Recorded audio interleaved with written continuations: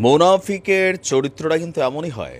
এই খবরগুলোতে আমি যেটা মনে করি যে ঠেলায় পড়লে বাঘে মহিষে এক ঘাটে পানি খায়। যখন নিজ দেশের জনগণ রাস্তায় নেমে এসেছে, যে দৃশ্য সারা পৃথিবী দেখেছে, আর ওই দৃশ্যের আই উইটনেস একদম সরাসরি সাক্ষী হচ্ছে জর্ডানের সাধারণ নাগরিক।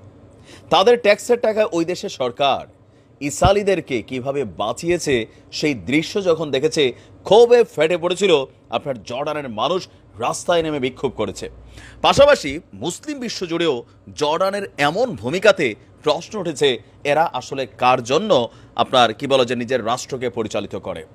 যদি তোমরা সমর্থন করতে নাও পারো, চুপচাপ থাকাটা ছিল তোমাদের দায়িত্ব, কিন্তু পশ্চিমাদের তুলনায় তোমরা যখন ইরানের ড্রোন ক্ষেপণাস্ত্র উড়াইছো, তখনই কিন্তু জর্ডানের সরকার পড়ছে বিপদে। ভাই, দিন শেষে ইরানের পাল্টা হুঁশিয়ারি যে ডাইরেক্ট টার্গেট ভাই জর্ডান, যদি তোমরা ফাইজলামি করো তোমাদের বিরুদ্ধে আমরা পরবর্তী ড্রোন নিক্ষেপ করব।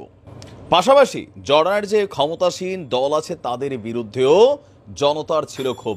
সকল কিছু মিলিয়ে মজার বিষয় হচ্ছে, ইরান ইসরায়েল উত্তেজনার পর এবার ইসরায়েলকে দায়ী করছে জর্ডান।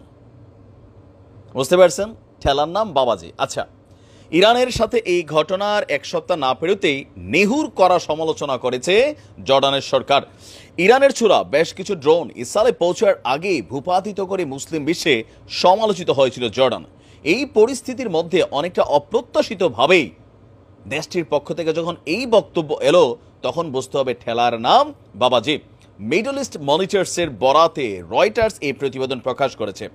জর্ডানের পররাষ্ট্রমন্ত্রী আয়মান সাফাদি তিনি আপনার বার্লিনে জার্মান পররাষ্ট্রমন্ত্রীর সাথে এক সংবাদ সম্মেলনে ইসরায়েলি প্রধানমন্ত্রী নেহুর সমালোচনা করেছেন।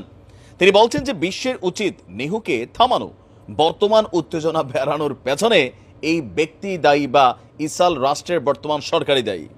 জর্ডান বলছে যে সিরিয়ায় ইরানের কনসুলেটে হামলায় কর্মকর্তা যারা সেখানে শাহাদাত বরণ করেছিল তাদেরই ঘটনারই প্রতিশোধ নিয়েছে দেশটি। ইরান বলছে তারা আর কোনো সংঘাতে যেতে চায় না, নতুন করে উত্তেজনাও বাড়াতে চায় না, কিন্তু নেহু এটিকে টেনে নিয়ে যেতে চাচ্ছেন। কারণ তিনি ওই যুদ্ধ থেকে বিশ্বের মনোযোগ সরাতে চাইছেন, আর এই কাজে ইরানকে কোথাও না কোথাও যুদ্ধের মধ্যে নতুন করে আবারও টানারই পরিকল্পনা করছে ইসরায়েল। তেহরানের এই হামলা প্রতিরোধে ইসরায়েলকে একবার সহায়তা করেছে। আর বলা হচ্ছে যে জর্ডানের সাধারণ নাগরিকরা বিক্ষুব্ধ হয়েছেন, তারা তাদের সরকারকে বেঈমান উল্লেখ করে সোশ্যাল মিডিয়াতে ব্যাপক প্রতিক্রিয়া করেছে। জর্ডানিরা বলছে ইরানের বিরুদ্ধে ইসরায়েলকে সহায়তা করে তাদের সরকার বেঈমানি করেছে। ফিলির সেখানে নির্যাতিত মানুষের বিপক্ষে অবস্থান নিয়েছে, যারা কয়েক মাস ধরে সেখানে ইসরায়েলি হামলার প্রতিবাদে বিক্ষোভ করেছেন, তারা খুবই মর্মাহত হয়েছেন, এমনকি আগামী দিনে এই সরকারকে তারা আর ক্ষমতায় চায় না বলেও কিন্তু তারা নিজেদের অবস্থান ব্যক্ত করেছেন। তো সকল কিছু মিলিয়ে জর্ডান একটু লেটে হলেও বুঝতে পারছে যে আসলে সব জায়গায় সব কিছু করা উচিত না। তারা বীর এবং ইসরায়েল যুদ্ধে যখন মিশর এবং জর্ডান আর সেটার মধ্যস্থতা করতে বীরদের এবং ইসরায়েলিদের, তখন বুঝতে হবে যারা কার পারপাস সার্ভ করে।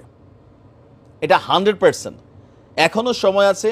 জর্ডানের উচিত, যদি পারো ফাইন, তুমি সমর্থন করো, যদি না পারো তুমি চুপ থাকো, কিন্তু তুমি দোনো পক্ষের কোনো পক্ষ তোমার যাওয়ার দরকার নেই। ইরান এগুলো দরকার নাই ভাই, ইরান একাই 100, তাই না? ইরান কিন্তু একাই 100, এখানে কারোর সমর্থন দরকার নাই। যদি একা ইসরায়েল বনাম ইরান খেলে, ইরানের কিন্তু কাউরে দরকার নাই। কিন্তু যখন এইভাবে একটা অবস্থান তৈরি হয়, তখন জর্ডানের যদি অবস্থান নিতে হয়, সেটা উচিত ইরানের পক্ষে নেওয়া। দেখা যাক এর পরবর্তীতে ইরান যদি কোনো ঘটনা ঘটায়, সেই ঘটনায় জর্ডানের ভূমিকা কি হয়, সময় বলে দেবে। ভালো থাকুন, আসসালামু আলাইকুম।